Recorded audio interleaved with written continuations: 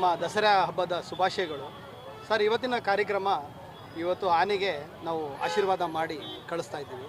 ಇದು ಸುಮಾರು 80-85 ವರ್ಷದಿಂದ ಆಚರಿಸ್ಕೊಂಡು ಬರ್ತಾ ಇದ್ದೀವಿ. ಒಂದು ಸತಿ ನಮ್ಮ ಆನೆಗೆ ಒಂದು ತೊಂದರೆ ಆಗಿತ್ತು ಹಿಂದಿನ ಕಾಲದಲ್ಲಿ. ಆವಾಗ ನಮ್ಮ ಮುತ್ತಾತ ಅವರು ಅದಕ್ಕೆ ಗುಣಪಡಿಸಿದ್ರು. ಆವಾಗ ಏನಾಯಿತು ಅಂದರೆ, ಆ ದಿನ ಗುಣಪಡಿಸಿದಾಗ ಅವರು ಆನೆಗೆ ಕರ್ಕೊಂಡು ಇಲ್ಲಿಗೆ ಬರ್ತಾರೆ. ಗುಣಪಟ್ಟಾದ್ಮೇಲೆ ಇಲ್ಲಿಗೆ ಕರ್ಕೊಂಡು ಬಂದಾಗ ಆ ದಿನ ಏನಿತ್ತು ಅಂದರೆ ಆಯುಧ ಪೂಜೆ ದಿನ ಇತ್ತು. ಸೊ ಆವತ್ತಿಂದ ಒಂದು ಇದು ಹಾಕ್ಕೊಂಡು ಬರ್ತಾಯಿದ್ದೆ, ಒಂದು ಪದ್ಧತಿ ಹಾಕ್ಕೊಂಡು ಬಂದಿದೆ.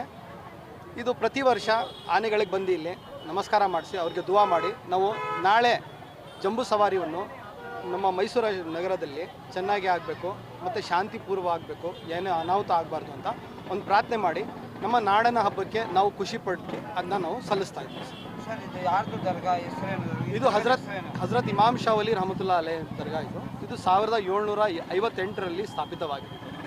ಆ ಟೈಮಲ್ಲಿ ರಾಜನ ಕಾಲದಲ್ಲಿ ಇದು ಸ್ಥಾಪಿತವಾಗಿದ್ದ ದರ್ಗಾ ಇದು ಸುಮಾರು 200-250 ವರ್ಷ ಮೇಲೆ ಆಗಪಟ್ಟದ್ದು ದರ್ಗಾ.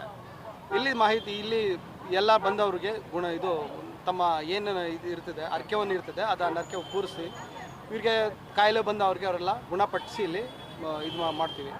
ಇಲ್ಲಿ ಯಾವುದೇ ಧರ್ಮದ ಜಾತಿ ಭೇದ ಭಾವನೆ ಏನೂ ಇಲ್ಲ.